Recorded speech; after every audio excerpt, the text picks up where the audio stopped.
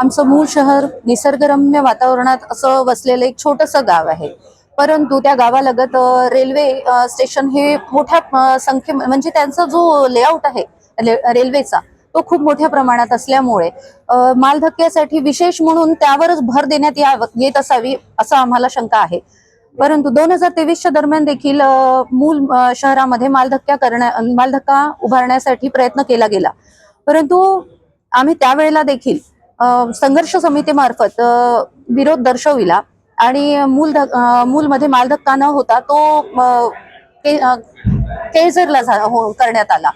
तर आता 4 वर्षानंतर मात्र दुप्पट जोराने तोच मालधक्क्याचा विषय परत डोकं वर उचलत आहे आणि त्यात मोठ्या राजकीय पक्षीय लोकांचा हात दिसून येतो आहे. तर आम्हालाही त्या विरुद्ध तेवढ्याच दुप्पट जोराने त्याचा निषेध दर्शवावा लागत आहे.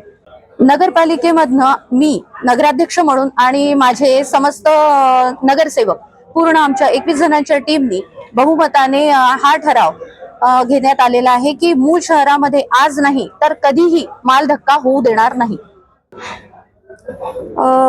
तसं स्पष्ट नाव घेता येणार नाहीच, परंतु शोभाताई फडणवीसकडनं जरा या मालधक्क्याला जरा जास्त सपोर्ट आहे आणि त्यांनीच निवेदन हे मुख्यमंत्र्यांपर्यंत पोहोचवलेलं आहे आणि स्पष्ट जनमत आहे की हा या मागे मोठा हात असल्यामुळे मालधक्का हा होणारच.